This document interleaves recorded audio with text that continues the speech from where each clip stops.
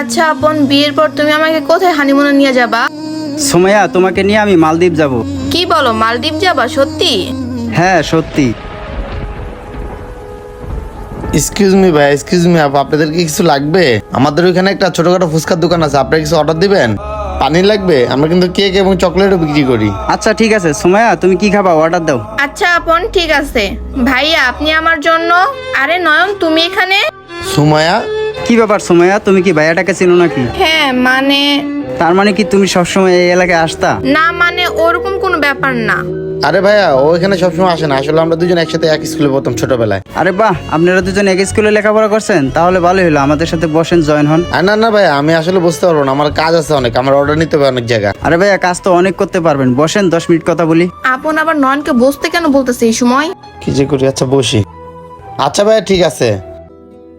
তো by the way ভাইয়া, একটা কথা জিজ্ঞাসা করি, আপনার নাম কি আর আপনি সুমাইয়ার কি হন? আমার নাম আপন, আর আপনি হলেন সুমাইয়ার বন্ধু, তাই না? আর আমি সুমাইয়ার বয়ফ্রেন্ড। কি ব্যাপার, আপন সবকিছু বলে দিল? কি বললেন? আপনি সুমাইয়ার বয়ফ্রেন্ড হন? আচ্ছা, কতদিন ধরে আপনাদের রিলেশন?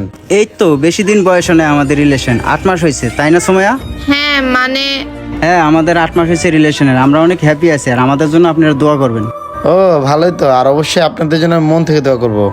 আর ভাই দেবে, বিয়ে শাদীর কোনো প্ল্যান করতেছেন নাকি? আরে নয়ন এটা কি প্রশ্ন করলো? ভাইয়া আমি বিয়ে শাদীর ব্যাপারে এখনো ভাবিনি, আর আমি বিয়ে তো ওকেই করবো, আর কাউকে না, বুঝতে পারছেন আপনি ভাইয়া? যাই হোক, আমার কথা বাদ দেন, আপনাদের কথা বলেন। আপনারা তো একসাথে স্কুলে লেখাপড়া করছেন, তো আপনাদের স্কুল লাইফটা কেমন কাটলো এবং কেমন মজা করছেন? ও তো আমাকে কিছুই বলে না। ভালো একটা প্রশ্ন করছেন ভাইয়া, আমার কথা বাদ দেন, আর আমি ওকে ভালো করে চিনি।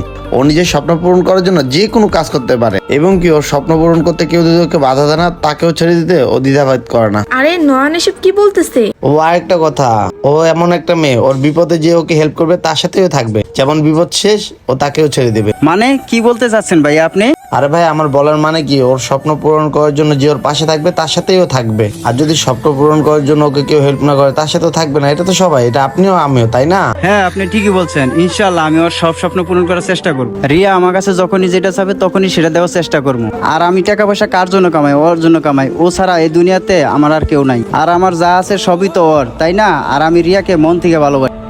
দারুণ ভাই আপনার চিন্তা ভাবনা। আরে সুমাইয়া, তুমি তো আমার সাথে কথাই বলতেছো না, মনে হইতেছে এই ভাইটাই আমার বন্ধু, তুমি আমার কিচ্ছুই না। হ্যাঁ না মানে, কেমন আছো তুমি? হ্যাঁ আমি ঠিক আছি। যাই হোক ভাইয়া, আপনি কি বিয়ে করছেন না সিঙ্গেল আছেন সেটা তো বললেন না। আসলে ভাই, আমি এখন যেমন পর্যায়ে আছি, না আমি বিয়ে করছি না আমি সিঙ্গেল আছি। মানে আপনার কথা তো কিছু বুঝলাম না। সত্য কথা বলতে ভাই, আমার বউ আমাকে ছেড়ে চলে গেছে। কি বলেন? কিন্তু কেন গেছে? একজন ওইটার সাথে কে সম্পর্ক রাখে, ওর স্বপ্নটা অনেক বড়, হইতে পারে ও স্বপ্নের মানুষ পেয়ে গেছে যে ওর স্বপ্নটা পূরণ করতে পারবে, তার সাথে চলে গেছে সে। আরে নয়ন এসব কি বলতাছে? ভাইয়া এটা তো আপনার সাথে অনেক বড় অন্যায় হয়েছে। সুমাইয়া, তুমি কি আমার সাথে এরকম কাজ করবে নাকি? আরে আপন, তুমি এসব কি কথা বলতেছো? সত্য কথা বলতে কি ভাইয়া, আপনার কথা শুনে বুঝতে পারলাম ওই মেয়েটা আপনার ভালোবাসার যোগ্যই না। ওরা দুইজন এসব ধরনের কথা কেন বলতেছে? আমি আপনাকে একটা কথা বলি ভাইয়া, ওই মেয়েটা একদিন পস্তাবে, মানুষ বলে না যেমন কর্ম তেমন ফল। ঠিক বলছেন ভাই। যাই হোক, এসব কথা বাদ দেন, আর আপনাদের কি কি লাগবে অর্ডার দেন, আমি লিখে নিয়ে যাই। 1 প্লেট ফুচকা আর কোল্ড ড্রিঙ্ক দিবেন। সুমাইয়া তুমি কি খাবা? আচ্ছা যা ভালো লাগে তোমার তাই অর্ডার করো। ঠিক আছে ভাইয়া, আপনি একটা ফুচকা আর একটা কোল্ড ড্রিঙ্ক নিয়ে আসেন। আচ্ছা ভাইয়া।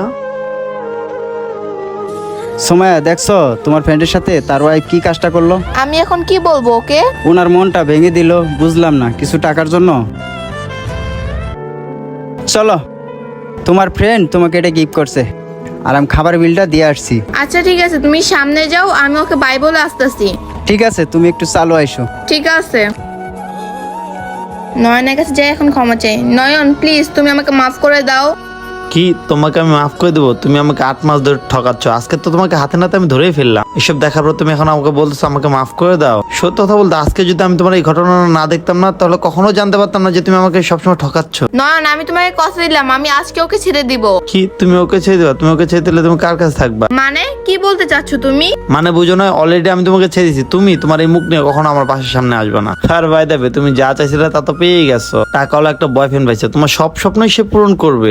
আমি যেটা পূরণ করতে পাই না, এবং কি সামনে যেটা পূরণ করতে পারবো না, কারণ তোমার তো দরকার টাকা, ভালোবাসার মানুষ না। যাই হোক সময়, আমি আমার জীবন থেকে তোমাকে মুছে ফেললাম, তুমি ওর সাথে সারা জীবন সুখে থাকবা। আর এখানে আর বেশিক্ষণ দাঁড়া থাকো না, তাহলে ও তোমাকে সন্দেহ করবে, ও চলে গেলে তোমার আমও হারাবে, সালাও হারাবে। নয়ন প্লিজ একটুখানি বোঝার চেষ্টা করো। দেখো, আমি যা বুঝার বুঝে গেছি, আর শোনো, তুমি আমাকে কষ্ট দিয়েছো, ওই ছেলেকে কখনো কষ্ট দিও না। যাও, ও মনে হয় তোমার জন্য দাঁড়িয়ে আছে। কি করার, এখন আমি চলে যাই।